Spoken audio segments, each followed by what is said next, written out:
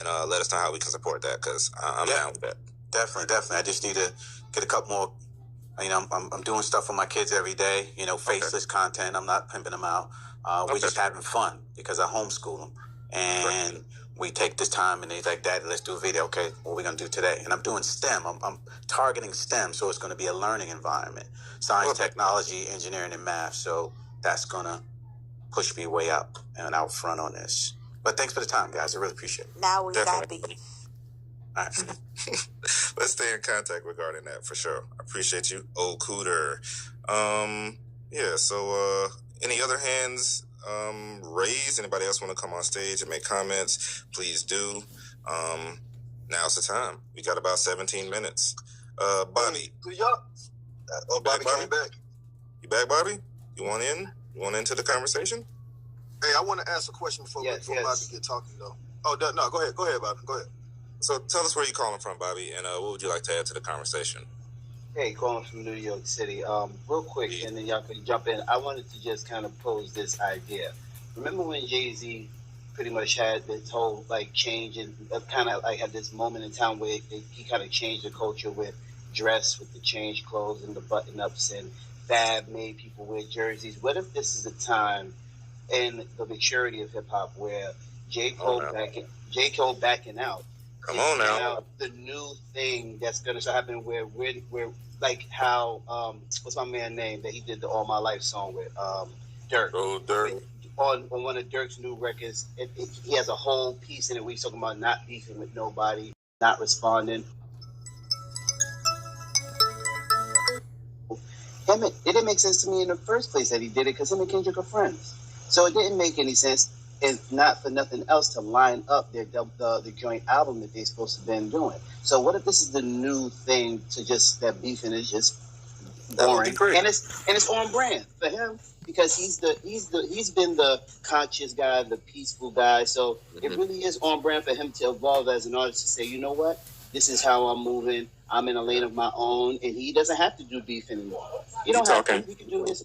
He can do his own thing and stay in his own lane. And y'all can say what y'all want. Oh yeah, no problem. I back down. But as a man, his core fan base respects what he did. I believe his core fan base looks at what he did and say, you know what, that's the next level in this hip hop journey that we on. He's speaking right to touch the soul. I'm so glad we let Bobby talk. Let me ask y'all something. Actually, I got a question for y'all. Is J. Cole influential? No, I guess we about to see. Is Jake y'all? I mean, we all acknowledge he's talented. We all acknowledge that he can rap. We all of that. Is J. Cole influential? Yes, he is. That's what y'all wild and crazy if y'all say no. He was. He might not be influencing y'all. Apparently, he's influential in the alternative way, where it's not about who's the toughest, who has the most beef, who wears the biggest chain. Gotcha. He's the alternate. Okay. He's the alternate influence. You understand what I'm saying? Like Tyler Creative. Is Tyler the Creative influential? Absolutely. Traditionally, no. No, that's not true. That's not true. That's not true. I think he's right. Tyler's mad influential. Listen to what I'm saying. Traditionally, he's not. But what do you mean by traditionally? Traditionally, from hip-hop standards, I guess. From hip-hop standards, the biggest chain, the most women, X, Y, and Z. So traditionally, no. But this is why I say showing your age so bad. Yeah, that's crazy, bro. Like his biggest chain. What? This dude has no. Listen, I think I understand what he's saying. Hold on. He has his own festival. He has his own festival. He headlined Coachella yesterday. How is he not in? He's all the people from his group. All the people from our future have gone on to do amazing things. How is he not influential? I'm not saying that he's not. I think y'all missing his point. I think he's saying that he is influential. I think he's saying older traditional standards, Tyler, J. Cole, artists like that would not have been. They're not influential. But now, so now is different. Who goes to that older part then? Who's in the more traditional influential? Traditional influential. Future is traditionally influential. There you go. Like what they're doing in regards to like the same old is the old guard of influence in hip hop. But we have to define influence, and I define influence. Me and Jeff have talked about this before. I define influence by a very different standard. Influence to me is when you make your contemporaries do what you do, not people trying to under you, not trying to be under you, but the people that are on your level. When you make them pivot to what you're doing, that's entirely different. That's why I say I'm interested. T-Pain is influential. Drake is influential. Those there's different. There's that influence, but that's peer influence. But you still have a whole following of listeners and fans that you influence also. So when you look at that's not influential though to me. That's just being a fan. Oh, just being a fan. Okay. Yeah, influence is like I mean, we were having this conversation on the app I think a week ago. Like Timbaland Timbaland is one of the most influential producers in hip hop because he had Jimmy Jam and Terry Lewis doing his shit. Like Teddy Riley is one of the most influential people because he had LA and Babyface and Jimmy Jam and Terry Lewis making beats how he make them.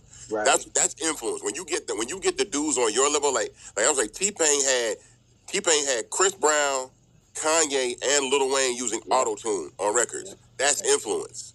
Okay. When you make the people that are already on your level like step to the shit that you do, that's influence. Dr. Dre is influential. But then that would kick Tyler the Creator out. Then right. That's why I don't think he's influential in that regard. Like I think Andre 3000 is influential. I think Kanye is influential. Kanye is incredibly influential. Like that's So with regards to J. Cole, like I'm interested in seeing if there's a new rapper that can keep niggas from normalizing crashing out behind some beef that you really don't believe in. Because I think there are already artists like that already. Normalize. I think Jid is like that. I think there's a lot of artists that are just like, all right, I'm not with the violent street shit that I'm into. I just want to come out here and make hip hop and make decent music and perform my music and go to festivals. And there's a lot that to me that's just hip hop. That's just regular, normal everyday hip hop. The street element or the competitive rap battle element to hip hop is a whole nother level. But there's a bunch of artists out here that just make really great music that don't really get into it with nobody. That just exist and live. But this is also part of the genre. It's part of the competitive nature of who's the best. There's always going to be like who's the greatest rapper of all time. Yep, that's part of the beginning. Yeah, so I wanna see rappers get invited back to the cypher after cleaning something up. I would like to see that. Back to the cypher. You don't mean like one-on-one? No, you can be back to the cypher to rap about some cool shit and show your verbal skills. Right. But it can't be confrontational no more. That's what I mean. He can't come back. I agree with that. He can't beef no more. The beef is over. He's a vegan rapper from now on. Yeah. No more beef. I think the beef is over. The right to respond. Yeah, I wouldn't be mad at that. I wouldn't be mad at a vegan rapper, especially if he's on that level of talent and skill. No, and we'll see if he's influential with regards to that. But that's not what I mean. But that I think Bobby said that. Like, what's at the core of hip hop, right? Is making it out of the circumstances, doing the most with the least. So coming from the hood, getting out of the hood, whatever way that you decided to get out of the hood and make music and make records and become a multimillionaire and live a great life and establish generational wealth for your people and show the world that you made it and the haters that tried to stop you. That to me is the essence of what hip hop and rap culture is about. Like that energy. It doesn't mean that other people in the genre had to stop you. It could have been your high school principal saying you weren't going to be shit. It could be your girlfriend leaving you when she felt like you weren't going to make it as a rapper. There's always motivation to become and excel and grow. And artists, say those kinds of things in music all the time. But the confrontational clashes, that's also just another added layer to hip hop that I think is always going to exist because there's always going to be there's always going to be a conversation of who's the best. This happens in every competitive. I don't care if it's video games. I don't care if it's sports. We're going to have the LeBron, Kobe, Michael Jordan debate for a long time, right? And so that's just part of what it is. So there's nothing wrong with that. My part is when it gets violent. Is the only thing when I think it's silly when we talking about switches and Drake saying I'm gonna come in your city with all my chains on. Y'all ain't finna do shit. But that's but that's true because if somebody says they're gonna do some shit, then Drake has to respond and say, y'all ain't finna do shit. You see what I'm saying? So it's like, what's he supposed to say? Okay, cool. No, y'all ain't finna do nothing. So, you know. Yeah. But hip hop brings it out of y'all, man. Y'all are the hyper masculinity, boy. Toxic. That's not toxic. Bad. That's not toxic at all, Nick. Come on, that's not toxic. I'm fucking. I'm saying if somebody say something, if somebody like in hip, like for me, everybody loved the Kendrick thing was a moment. It was great. He literally came out of nowhere. Like everybody just sitting around. Drake and J. Cole got their arms around each other going off tour, and all of a sudden Kendrick just come out and punch both of them in the mouth out of nowhere. Like, what is going on? Like, where is this coming from? And that's all that, and that's what I'm saying. So now I was like, okay, cool. So when he did that, I was like, okay, cool. This is what, but and from what, and I haven't been following this beef for a long time. So for the people that really follow it, from what I'm told, that Kendrick has always over the years been throwing jabs for a very, very, very, very long time, but he never named nobody's names and said nothing. And then Drake has finally responded, and then that's what it is. And if that's the case, then again, that's Drake minding his business, and then here come the Avengers trying to take down Thanos. Hey, let me ask y'all something. If and this is it relates to this, but honestly, because we keep saying that this is good for business, numbers are gonna go up, blah blah blah, all of that, good for Drake, good for Kendrick, everybody. Back in the day, I don't know how many of y'all actually know this, but there was actually a legitimate beef between Mike and Prince, right? Like a legitimate, and really probably with one side. Prince really just didn't fuck with Mike. Like Prince just did not like Michael Jackson, could not understand why this man, Prince looking at himself and saying, I can play all these instruments, produce, write, do all this shit, and y'all like this moonwalking ass nigga over here. I don't get it. I just don't understand. Would it, if Mike and Prince were to beef in their heyday, would that have been good for business? Yeah, I think it was. They did. Since Prince was very vocal. Like publicly, like I don't fuck with that dude. Fuck that guy. Get on stage, talk crazy. Beef. I'm not talking about they didn't like each other behind the scenes. You mean Dirty Prince Diana? getting on stage and like mocking the moonwalk. Yes, because Prince they were not just pop artists; they were also black artists. So the people would have accepted it from. Yeah, what if Dirty Diana was about Prince's sister or some shit? Like, you know what I'm saying? Like that would have been wild. It's like, yeah, nigga. Or if Billie Jean was about Prince's girl, yeah, absolutely. Yeah, nigga, Dirty Diana. Oh yeah, you're Diana. She's yeah, that would have been wild. That would have been super wild coming from Michael Jackson, like, bro. But is it good? Like, why are we cool? We cool with it in hip hop, but is it good when it's not hip hop? When it's pop, it's two big icons like that? Is it any different? Nah, because I didn't want to see Chris Rock get slapped. It wasn't just like, oh yeah, y'all two niggas fight now. You know what I'm saying? Like, I don't want to see that shit. Like, you know what I'm saying? So there you go. I feel the same way about rap. I'm an old man now. I want to be able to go to concerts and see all these niggas perform and get money. Like, I don't want to hear no negativity. Like, you know what I'm saying? Like, if your feelings were hurt because you missed him and y'all used to be friends and then he went on tour without you, say that. You know what I'm saying?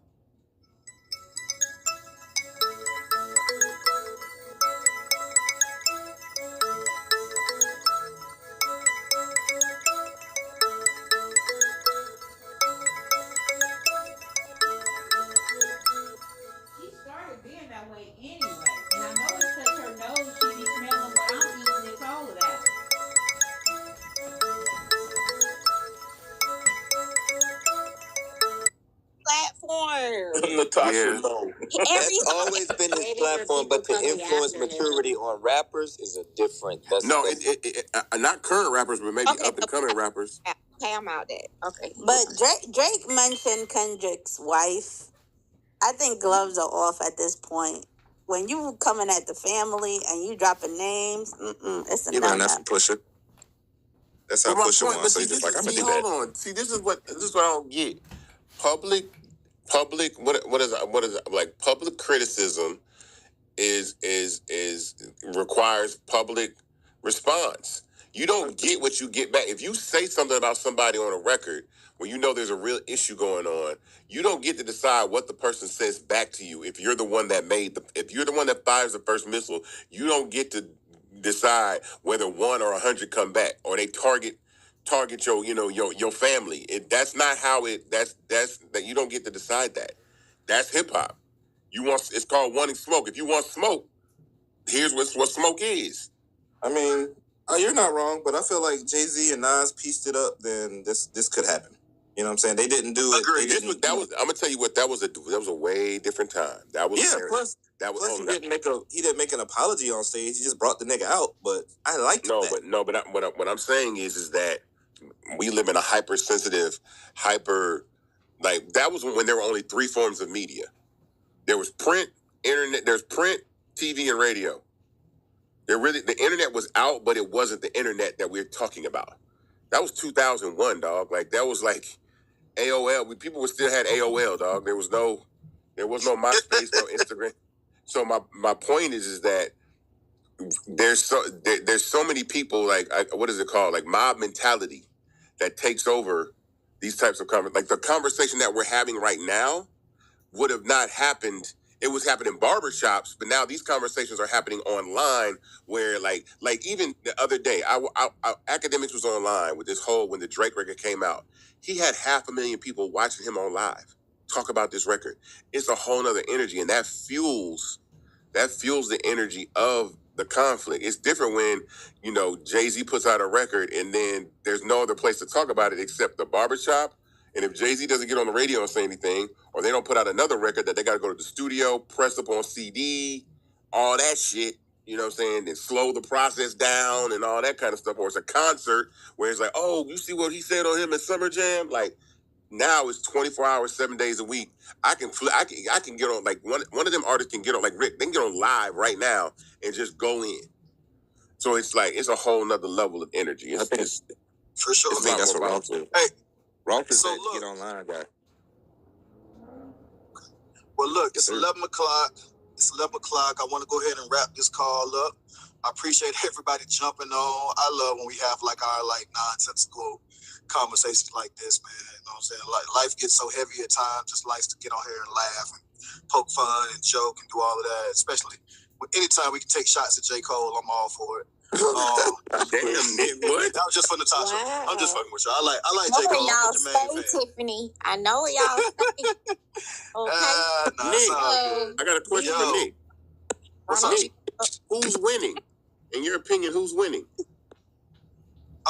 The fans right now. Nobody's winning. It's a mess. It's too chaotic to determine a winner at this point. So right now we're winning because we get to just do all of this. We get to talk shit and joke about who did what and who said this. Like, I don't know. Ross might be winning, to be honest with you. He's the one getting, I don't know. Like, it's too many people in the pot. It's hell. Metro Boomin winning. For real.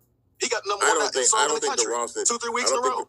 I don't think the Ross and Beef Drake, the Ross and Drake beef, Ross and Drake beef is really that intense. Just by him posting that message and saying Rick's on Manjaro, and I think they really don't have beef, which is silly because they shouldn't.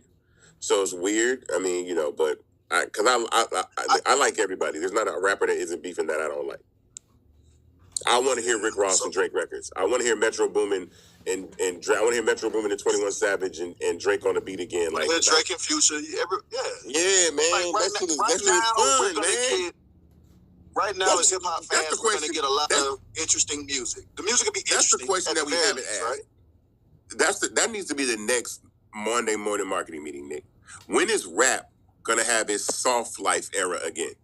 When is it going to be about boats and bikinis and parties and kicking it and just barbecues and good food and reminiscing? And when are we going? Like, I remember that. Like, when we gonna get some Busta Rhymes type rappers again? When we gonna get? We have some fun. Will Smith to get back in the booth. It's coming because music works.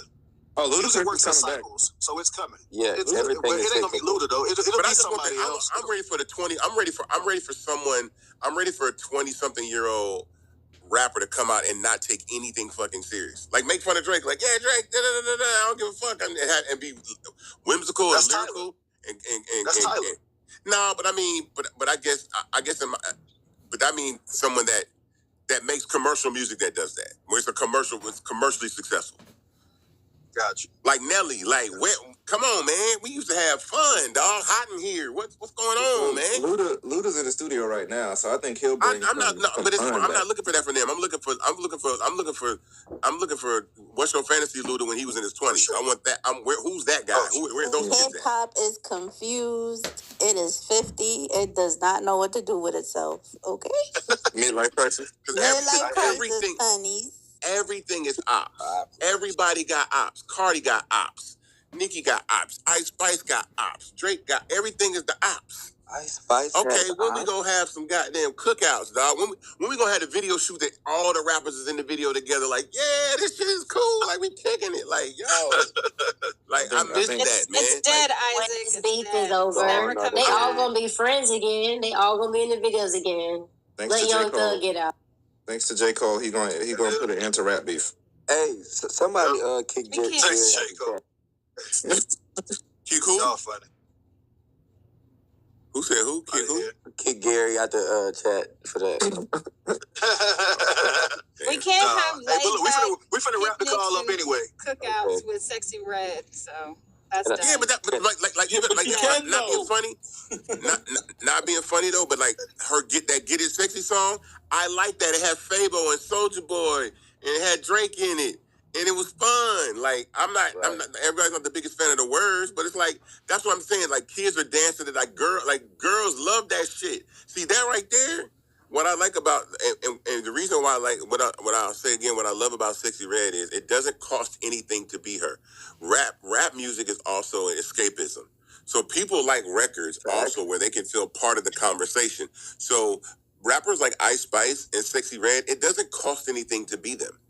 Now, when you get to the Cardis and the Nickis and the Lottos, now we talking about Chanel bags and Birkins and shit gets expensive. But when Sexy Red's whole wardrobe is rainbow. Like she wears rainbow. Like she should get an endorsement deal from Rainbow because her clothes are just they be having sexy written on them. She be having some cotton leggings on that just say sexy. And my point is that identifies with so many girls out there. That's why her music resonates so well because it's like she's not taking this shit so seriously. She's talking about Hellcats and SRTs and Coochie Pink and Booty Hole Brown, and that's it. We'll see what that sophomore album hitting on. You know what I'm saying? Ooh. Well, Nick had to go, so yeah, Nick was like, y'all keep the conversation going, but let's wrap this up. We'll have a conversation about this next week, but we all appreciate that. I want to say, all in all, beef is definitely beneficial, everybody. Depend on what you're looking for, the outcome you're looking for. And we've seen Microsoft beef with Apple and all these different things. So as long as you got a storyline, people love storytelling. Your enemies might be the secret sauce you need to your success or your next, what they call it, your next win. Absolutely. Well, all right, everybody. Make sure to hit the join the camp button at the top of the room too for Nick's the Monday morning marketing meeting camp, and we'll see you guys next week here on Fanbase. All right. Yes, indeed. I'll be here on Thursday, 7 p.m. talking all things film and TV. Appreciate you all. Later, guys. Get it